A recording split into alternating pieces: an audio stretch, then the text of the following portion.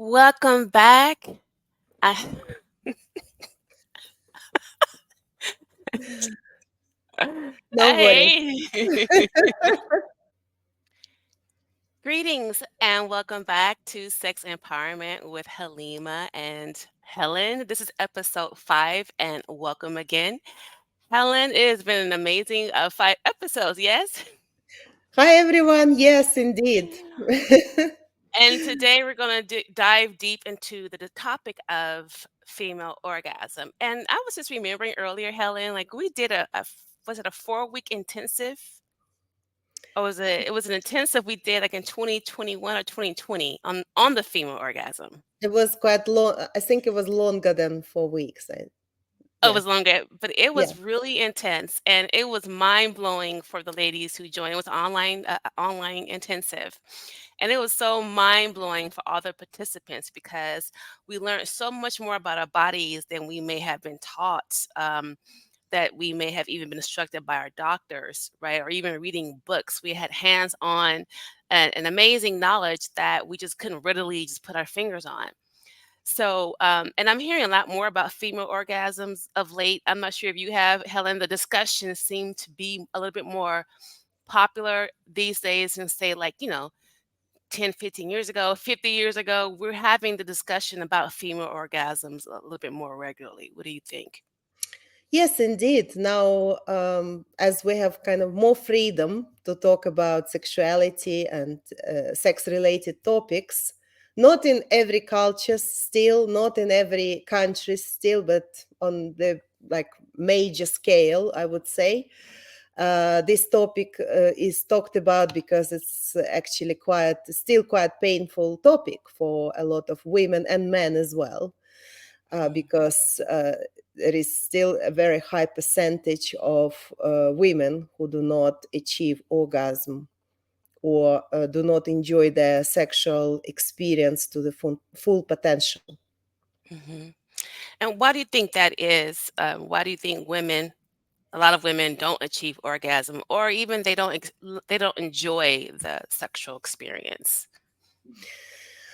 There are a few reasons, and I think one of them is obviously ignorance, because what girls are taught in school, or what kind of women in general are taught about their sexuality, it's not kind of presented from a positive side. It's presented either from medical side or from kind of negative, like threatening side. And obviously there are lots of misconceptions, lots of wrong statements, lots of prejudices regarding that. I mean, I think in one of our podcasts, we already discussed that historically, human sexuality is such a powerful area of human life that in any kind of culture or country where they try to control you, they always like do it through human sexuality because it's the way to do it. But I don't want to go into that now. Just would like to kind of concentrate on our topic today. So I would say ignorance, not really good positive information, and kind of explaining to a woman how important it is to her, because orgasm is not a luxury. Orgasm is an essential condition for health, for mental health, for physical health as well. So that's one of the reasons. Obviously, disconnection from your body as such, not knowing your body, because again, women are kind of educated in the way that they have to use their logic a lot, they have to use their mind a lot, but they're completely disconnected from their sensations, from their feelings, from their emotions. Especially recently, the way like the whole educational system goes, society norms and so on. And of course, a lot depends on like communication with partner, the quality of relationships as well, and knowledge of sexual mastery. So it's not just knowledge of your body, of your own body. It's not just knowledge of your needs and your wishes, your preferences, but it's also like a general knowledge of sexual um, kind of, techniques, and how you can apply it in your experience. That I'm is just listening something. and I'm thinking like, isn't it interesting that we spend a lot of time in the universities, right, getting educated, but many of us don't even maybe can't even locate our cervix or may not understand the function of our cervix or just basic, anatomical things that we may have never been taught or we forgot or it's not important because we don't see those organs. They're inside of us. So we kind of like, we No. know we have menstruation, their sex. So if there's no pain, it's like out of sight, out of mind.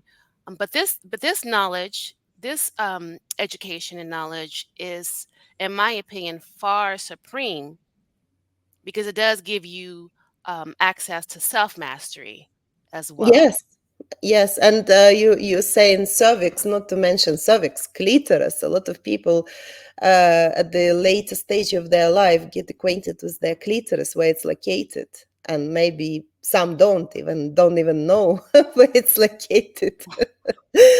So, unfortunately, it is what it is. Wow, I remember my dad and my mom would buy medical books. So I always had my medical book walking around the house. This big old book. I always knew and studied these things. Are so fascinating to me. So I think that's a missing piece, and just having this basic knowledge, and also the energetic aspect, the sex mastery that you spoke of.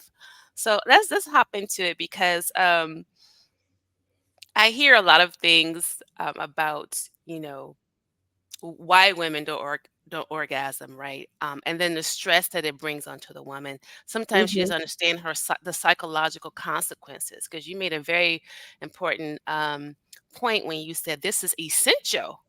It's not Yeah. something that you can just luxury. It's an essential, and I don't think a lot of men understand this aspect of female orgasm as well. Absolutely. And a lot of men don't understand that female orgasm starts far,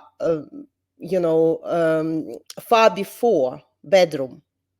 It's emotional aspect of it. It's psychological aspect of it. And I normally explain to my clients, especially female clients, that only smart guys invest in emotional part of the dating, because when he comes to date you and he has to admire stars or buy you flowers or create experience in a like nice place, he's not interested in this. He's interested at the back of his mind, he wants to fuck you. But the smart ones understand that this is important, because this is investment in his pleasure, in his in the quality of sex that later on he might receive. And this is indeed very important for a woman to be prepared, emotionally, psychologically prepared for a sexual experience. Mhm. So like, this is important to understand, but unfortunately, like, especially recently, I get like a lot of inquiries, like, why sex is so bad, why I develop sexual function issues. When I ask questions when the sex happened and how it happened, it normally happens immediately, like on the first date, without even knowing each other's name. People already jump into bed and they think that they have to know everything about each other, and of course they fail. Yeah. And instead of kind of taking it slowly, instead of looking at it, from a perspective of education, of getting to know each other, of building that emotional connection, people immediately think that there is something wrong with them, or something wrong with, for example, if we talk about women, some guys, they kind of transfer their frustration or their ignorance or their lack of knowledge of female body or female orgasm, of female kind of nature, They just kind of try to say, oh, she's something wrong with her, she's faulty or something, because they Right. treat female sexuality as goal oriented sexuality, and it's not. It's not about achieving orgasm for women, it's about the process of enjoyment. And Mm. that's quite important to realize, obviously. In the book of Vagina by Naomi Wolf, she really into great details about female orgasm, the brain, Hmm. the hormones, dopamine, etc. One thing that she pointed out was that the pelvis in the male brain is not as intricate. Um, the neural connection from the brain to the pelvis is not as intricate as it is for a woman. So we can Hmm. see that our anatomy, it shows there's different, it's a difference to how we perceive sex, what warms us up, foreplay, Absolutely. what. So when I saw the different pictures in the book, it was like, wow, this anatomy would make different decisions. So sometimes men, and also women, but men, they kind of judge an orgasm based on their own on their own psychology, not from a woman's perspective. Do you see that as well? Oh, yeah, absolutely. And that's why we have a lot of faking, a lot of fake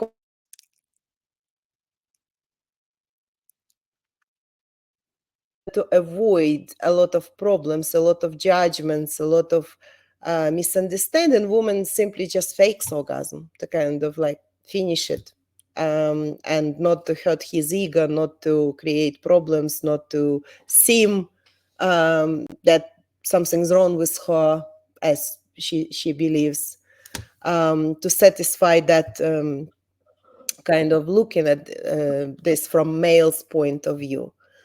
So men get their education from where? Mainly from porn movies and mainly from lockers room talking to mates. Occasionally maybe internet, where again the quality of information is quite suspicious as well when it comes to female sexuality and orgasm and techniques and so on. And there is so much information out there, you don't know where to look as well, you don't know who to trust, right? If you are Right. new in the field, if you are just starting this. But even if not, because I work with clients, quite mature clients, and they still have a lot to learn when it comes to human sexuality. So it doesn't really depend on age. I think it depends on experience, depends on how much time you invest into studying of this subject and so on. So is it a lifelong education?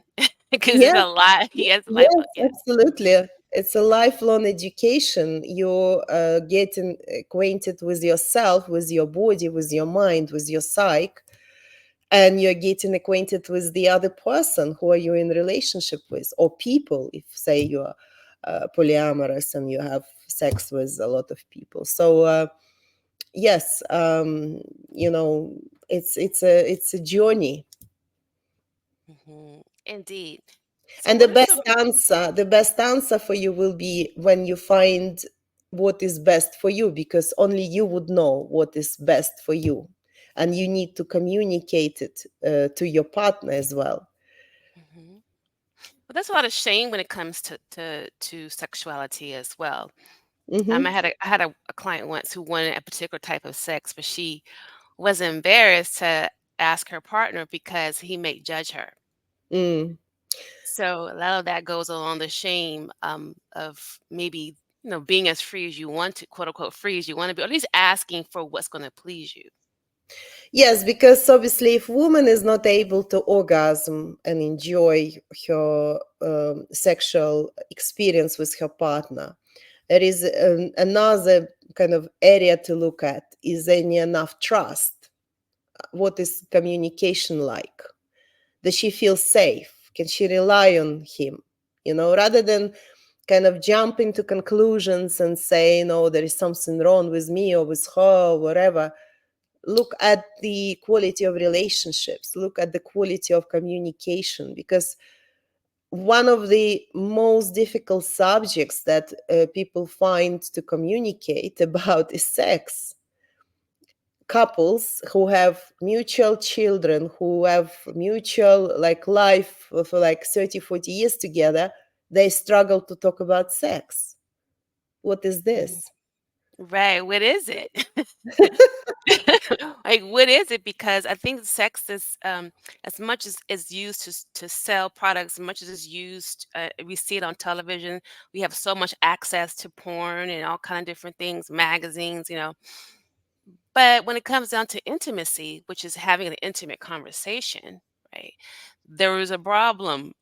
Yeah, There is a hesitancy. There's maybe some shame or some judgment that you're having, um, and unable to have this very extremely important conversation. Even I know some women who they're even uncomfortable of guiding their partner to yeah. touch their body in places where they know will bring pleasure. Absolutely. And there are some partners who would be looking at it as an offense, as a personal offense, if they're told what to do, if they're shown what to do. And obviously, as a kind of hit at their ego. And this is wrong because you don't know anything, you know. And I'm talking to those guys who have problem with this, who have problem being told what to do, because only even if you are like super experienced person, you know, in the world, you wouldn't know about that particular woman, what she wants, what she feels, because you are not in her body, you are not in her mind. Only she would know, and she should be able to communicate it to you. And you should be receptive in hearing it, right? Absolutely And it's receptive, not looking at it as a insult, not looking at it as a, you know, as if kind of attack on your ego, but just exchange of information, just basically like a guidance, mhm. how she would enjoy the sex with you much better rather than fake orgasms. Yeah, what do you want? You want a fake Yeah. orgasm or you want the real thing or you want her to really feel I mean, ideally, I'm sure that most men, I would say, normal men would want their woman to be pleased to that degree. But you mentioned a very important thing, and I don't know if people have made that connection between the trust aspect, like Mm-hmm. being in a situation when you actually feel like trust and that you can let go, that you can, because I think in the brain we have so many things going on. We have anxiety. Yeah. We may have issues, body image issues that we're trying to hide or not. We have maybe all these things, these tapes playing in our brain while we're in the moment, and we're not in the Mm-hmm. body. We're in the head. Yeah. Yeah. And head can be the biggest enemy, especially when it comes to sex. So it's important to be able to control that. It's important to be able to control your mind, not allow it to control you.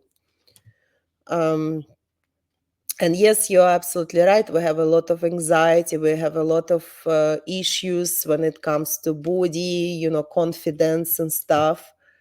And the kind of ability to be to feel safe, to be vulnerable. Are you able to be vulnerable with your partner? Are you able to Mhm. show your vulnerability? Because if you're not, then it's quite difficult to talk about trust as well. It's quite difficult to talk about being able to open up, being able to enjoy sexual activity to the full, to exchange those, you know, energies and so on. So everything starts with trust, everything starts with that ability to be vulnerable.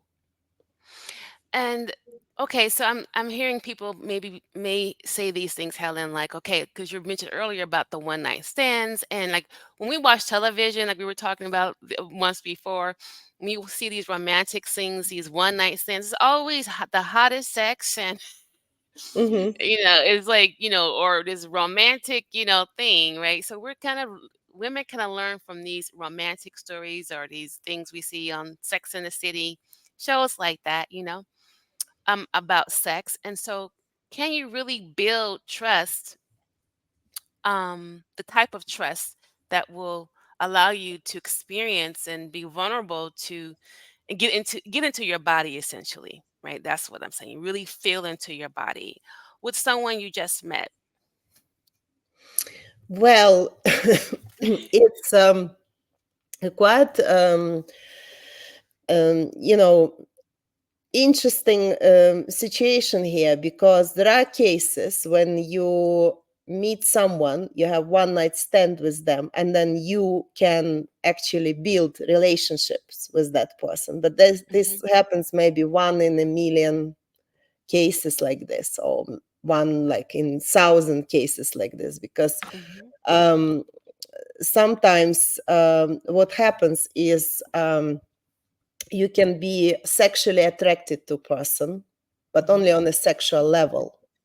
When, say, this like one night stand goes, and you try to like communicate or to start building relationships, it's impossible, right? And vice versa, you might be deeply in love with someone, you might be the best friend to your partner, but sexual life might not go well, because our body and our mind, so we have this um, term in psychosexual therapy: sexy body, sexy mind, because some people they kind of connect on like hormonal level, on body level. Some people connect on mind level, on emotional level. It's mhm, great when you match both of this is like the perfect situation when you match both of these things, but mhm, sometimes it's not. And that's why we keep kind of meeting people. So yes, there are like great one night stands, I wouldn't deny that, mhm, but I wouldn't kind of put high stakes on them, because if it happened that you met your lifelong partner after having sex with them after the first date, and it was love at first sight, fantastic. Then you hit the jackpot, but it doesn't happen often. Put it this way. mhm, mhm. It's amazing how that works. Like you can have your best friend as your husband, you have that emotional connection, but that sexual chemistry isn't Is not quite there. there. Yes, Yeah. absolutely. And to the contrary, you might even hate that person. You might even argue or hate each other, but have the best sex, ever. So that's Yeah. unfortunately the paradox here. What are some of the psychological consequences for women and a relationship, right? Mm. When women are not experiencing regular orgasms. Well, obviously, um, it affects women on kind of psychological level. So there is constant feeling of being dissatisfied, right? Angry, unhappy. Obviously, it can affect mental health significantly, but it can affect on physical level. So a lot of problems that women experience, like pelvic floor related issues, they are related to really low quality sex. So it can have really a big impact on your self-esteem, on the way you feel about yourself. It can have really negative impact on your relationships, not just with your partner, but like social, professional level. Um, so yeah, the impact is not great. There is a like very small percentage of women who can live without orgasm, and it wouldn't bother them, it wouldn't affect them, and physiologically they're not designed to have orgasm. So um, we call obviously these women, they're just due to physiological specifics, maybe the way their nerves tied up in the pelvis, or just kind of the way they are, they don't have that need in having sex or in experiencing orgasm, but it's a small percentage of these women. That reminds me of what Naomi Wolf in the book Vagina also talked about, was this neuron these nerves, these bundles of nerves, or pelvic neural net, where, like, a lot of women may not know individually, like, where they will have these bundles of nerves that will trigger orgasm. A lot of women Hmm. have the clitoris, some are in the anus, some are there. It's very different for every woman. That's why every woman may require something different. Like, what Yeah, made your girlfriend orgasm may not make me orgasm, right? absolutely, absolutely. So that's the judgment that we have to let go and really learn our bodies. That's what we did in the female orgasm intensive, is really learning your own body and what brings pleasure to you, so that you can communicate that effectively and gracefully to your partner. Yeah, sometimes you might even experience orgasm from extravaginal touch. There are women Hmm. who experience orgasm, say, if their head is massaged in Yeah. hairdressing salon, Yes. or completely non-sexual areas are touched. So we have these stories in psychosexual industry when there are exceptional cases like this. So it's just unique. It's just yours. So if it's you, don't look at this as something abnormal. It's just your specifics. Your specifics. I love that. And maybe I'm gonna just put this out there when we're talking about what happens when a woman doesn't can't experience orgasm. For the most of us, the fat part underneath the fat part of the curve. Um, my idea is that a lot of women will create drama. Like, if they're not Mhm. getting this deep sense of gratification, which is your own energy, which is the seat of your power, it's the seat of your female power, then it turns into something else. It turns into the nagging. It turns into the excessiveness. Is all of the drama that we create in our lives to kind of compensate for this Yeah, lack. sexual energy is very powerful. It's a very strong energy. So if it doesn't have release naturally through sex, it has to have outcomes somewhere else that might not be very Mhm. good for for your partner, or for you, even yourself. But it has to come out somehow. So yes, you're absolutely right. Like through drama, through nagging, through anger, that Yeah. can be. And if woman is not satisfied. Because if something changes, I remember I was in college and there was this lady, she was in our classes. She was older than everyone. And she would kind of dress, regularly. But there was one week where she had on heels, tight Okay. jeans. She kinda, like, spruced up, and then my friend was like, "Mhm, we know We know what happened, right? we know what's happening," because it does change something inside of you, and I think that's a gift, and to participate in that gift is something that, um, I want men to take more pride in and take more effort into learning more about how to provide that for their woman, or support that in their woman as well. Absolutely. And there are women who, for example, struggle with relationships, and they've been like single for quite a long time, and nobody like paying attention. But maybe you notice that phenomenon as soon as she meets someone, and there is like energy changes. She walks on the street and there are men paying attention suddenly. As soon as she meets someone, there is like a queue of men wanting to meet her. So it's Yes. it's because there is this energy level, that glow that she has. It's very attractive. It's very attractive for men. Yes, and I remember, we did another course, Cleopatra's Secrets, Yes. And the day after that course, Yes, that I course does magic. that course, I swear, I mean, when I felt like everybody was like all the men of all races, sizes they were just smiling and doing things. And it's just like extra more. That happens regularly, but I'm just saying this was like, whoa, I have to tell Helen I was radiant Absolutely. or something.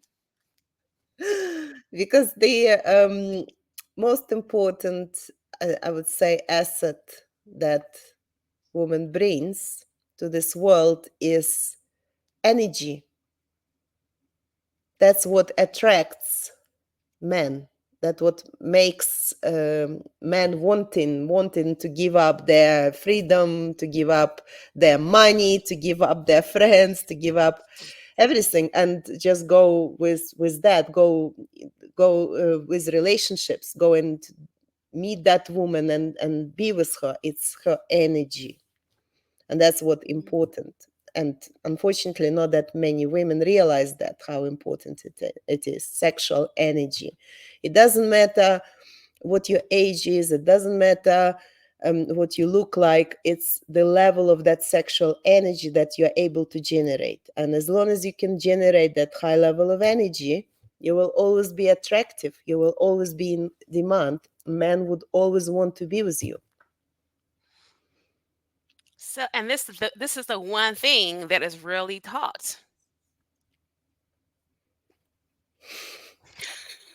Have everything else, how to cook, how to but Yeah. like this is the one thing you said the most important thing is the one thing that we really hear about in our systems. But I also want to ask you because I had a client who came to me for a relationship issue.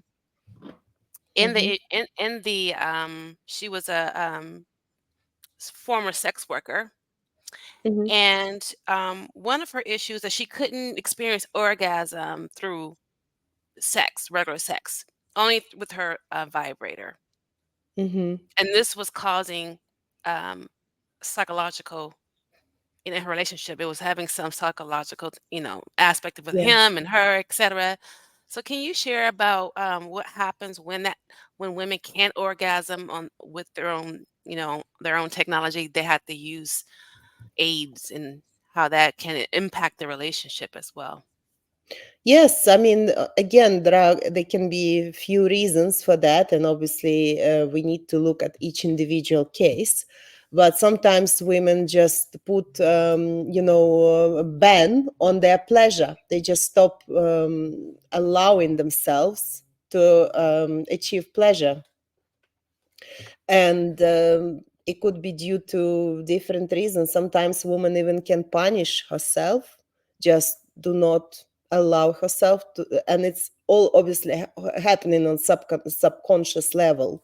So like I said, we have to look at each individual case, um, because it could be from maybe bad experience. It could be from feelings of guilt, feelings of shame, maybe some traumatic experience.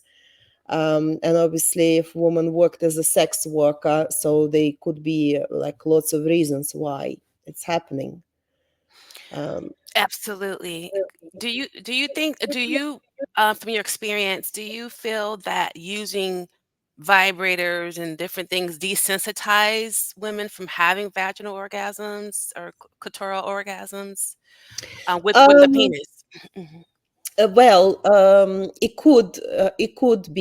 could be because obviously vibrator is like provides more stronger stimulation that say penis on average penis.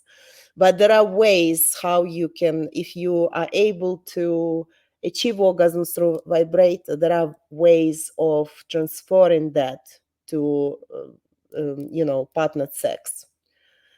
I mean, not every case will be successful because obviously, like I said, there are lots of things that can be attached to that, but it is possible. Mhm. Mhm. you know. And Yes. obviously it's important to look at the sexual level of partner as well, like how strong he is in his performance, because you know, say if maybe partner is not that sexually demanding, or maybe his erections are not that strong, maybe they have different requirements. Yeah. So each individual case obviously looked at separately, because it's very hard to say on in general general Yeah, I level. gotcha. Everyone's individual. And then we want to talk about a little bit about the male orgasm. Hmm. As we don't really talk about that as much either in our society. I'm not sure why that is, or maybe it's just more simplified than female orgasm. Um, so would you say that's true? Like it's more simplified? I wouldn't call it simplified, but I would say that, I mean, generally, I would say men have less problems with orgasm as such than women. So, like, sexual function issue as orgasm related in male population is less often, less frequent as in women.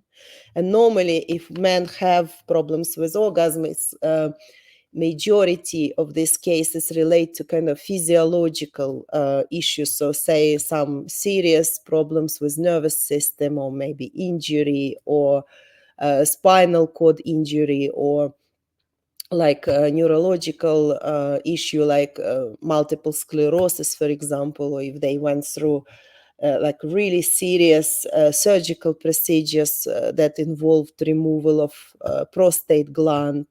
So mainly it's kind of physical issues, but there are of course situations if man takes antidepressants, it can reduce sensitivity, it can reduce the like strength of orgasm.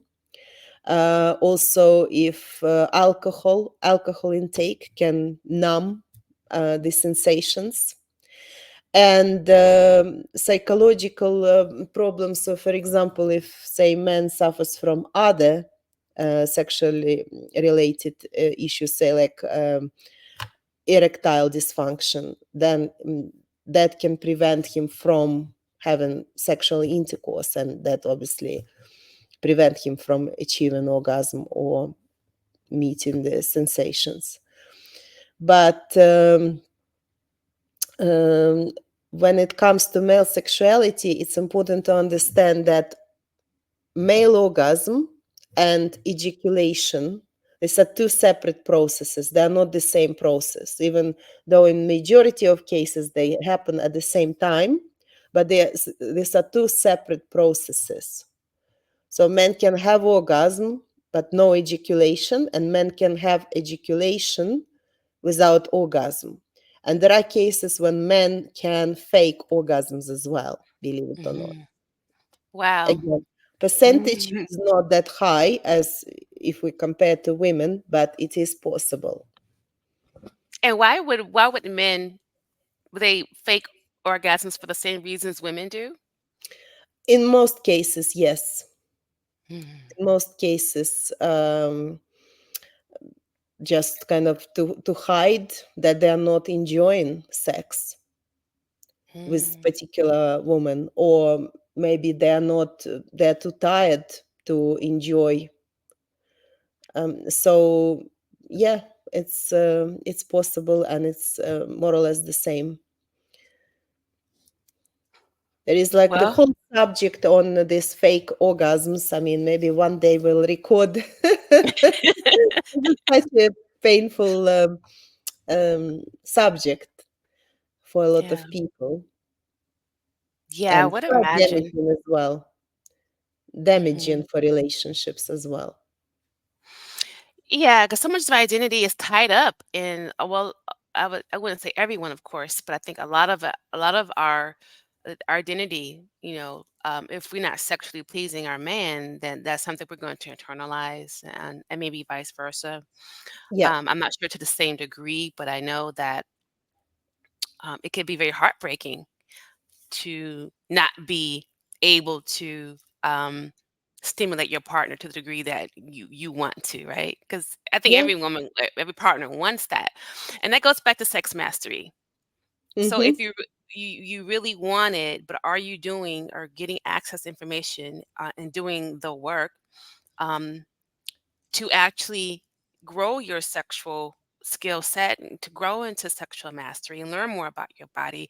It does require an investment of your energy and time to level yourself up, right? Yes, absolutely. And what I would also like to add is that what happens with men in particular, um, every man would start masturbation probably from the age maybe 13, 14. And they have masturbation, they develop their specific pattern. So every man would have their specific pattern of masturbation. So when they get in touch with partner, obviously, again, it's important to tell partner what they like, because even angle of the penis would mean a lot in achieving pleasure and achieving orgasm. How you stimulate your penis, how you position yourself, which areas you're kind of stimulating.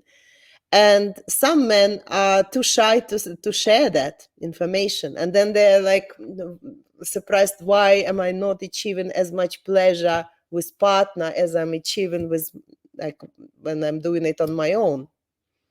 So communication, I think you put yourself on mute, Halima. um, Yes, but don't you think that's true with women as well? Because and when women women as well. yeah, because I know a lot of women who masturbate, they can bring themselves to orgasm, but not through sex. No. So, yes, it's obviously communication here. Plus, like removing those blockages, those obstacles, psychological obstacles that might be there. Hmm. Or Um, just a mhm. habit of not achieving orgasm in partnered sex. That's also can be possible with some Yeah, people. because you kind of put a limit. You may not know what you can experience. Like some people may not even realize that multiple orgasms exist because they haven't even received an orgasm. And so when you start talking about that, it's like you speaking Japanese to them. They don't really like, what are you talking about? Like, so their Absolutely. brain hasn't had the experience. So therefore, it's kind of, um, it gets stuck in just a limited experience. And some people require long time or longer time, and that contradicts to what they seen in the movie, because in the movie it all happens really fast, quick, and everybody's happy. Reality is different, especially women require at least 45 minutes of stimulation Wait, before they wait. even. You said 45. I'm sorry. I want to make sure that was clear. 45 or 425. No, 45. I would say 45 to an hour of stimulation before they can even think of sex. Write this down, Unfortunately, everyone. Write this down. yeah, unfortunately, a lot of people think it's, it has to be really quick. Or, for example, if we take a male body, men require much less amount of time to get erection Babe. in most cases. Woman requires much longer time to be warmed up, but woman's orgasm is much stronger. It's Yes. slower, but it's much stronger. Hmm. So And it it's can just, last longer. It can yeah, last it can longer. last Hmm. longer. Sensations are much stronger. Diversity of orgasm is much, is much diverse than male's orgasm, but it requires a bit longer time. Hmm. But a lot of people don't know about it. They think, okay, maybe there is something wrong with me. And even to Mm. communicate that with the partner is quite difficult. It's too much to ask. Right. 45 minutes, like, what? Like, and I do think what you said earlier was really important that um the smart men, they develop the emotional connection. Mm-hmm. So they understand that the playfulness, um, the foreplay starts way before the bedroom. So the playfulness, the text, the sounds, like the teasing, all of that, the sweet talking, or play, whatever you guys do, to know what warms up your woman throughout the whole day. Um, Yeah, and you really understand who you're dealing with. And I believe that we all should do study on our own anatomy and psychology, on brain, as well as the male brain and the male sexuality, because then we will have knowledge yeah, about how to please them based on their anatomy and their psychology versus trying to project onto them what we think they need, or what works for us, which may never work for them.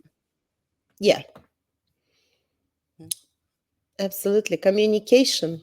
Again, communication, knowledge, and not being afraid to be selfish in the Mhm. process, but also to give what other person wants, not what you want, not what's comfortable for you, but what other person would enjoy. And again, they have to like to be kind of have this balance, to be selfish when it comes to your pleasure, and Mhm. also to be giving when it comes to the pleasure of the other person.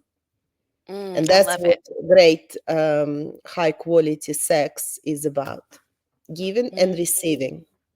Because if one absolutely. of these aspects missing, then there is a problem. And before we go, I want to touch on this important topic. A part important piece of sex mastery is pelvic floor health. Hmm. How does that pelvic floor health contribute to women experiencing orgasms and intensifying their orgasms? Pelvic floor is one of the essential areas that contribute to the quality of sex in women and in men as well. But when we talk about women, there are specific muscles, pelvic floor muscles, that are responsible for the sexual activity, and the ability to control those muscles and connect to those muscles will definitely improve the quality of sex and the quality of orgasm or multi orgasms. And there is a difference between sensations when you don't, like when you don't train your pelvic floor, when you don't know what it is, when you don't know where it's located, and those who train it, who develop it, who have really strong developed pelvic floor, the quality, the level of orgasm is incredibly different, significantly different. So it's quite important to realize that. And this is the education you were speaking about earlier.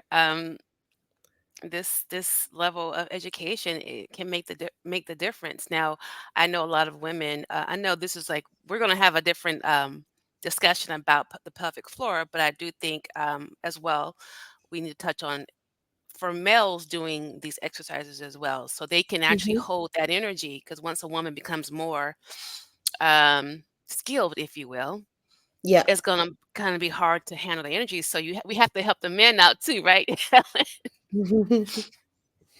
So Kegels or sexual fitness for men, that's important as well. Is what I'm just basically saying. Yeah, we have the same muscles, men and women. We have exactly the same muscles in our body with some obviously modification, some difference, but muscles are the same. Hmm. Also, and And they have to be trained. yes, they have to be trained. Unfortunately, a lot of people only learn about these muscles when there is a problem, and problem Hmm. can happen quite quickly if this area of your body is neglected. Hmm. Awesome. Or is any last Jim, you want to drop Helen before we end this episode? I just want to say to people that do not be ashamed or afraid of your sexuality, because it's part of your existence, it's part of your health, it's part of your well being, of quality of life that you live. So pay a good attention to this, invest your time into learning high quality material when it comes to your sexuality, when explore your needs, invest in your relationships with other people, and just enjoy your life. I love it. With that, Helen, we're going to say goodbye to all of you who are listening and watching, and we'll see you next time. Bye, everyone.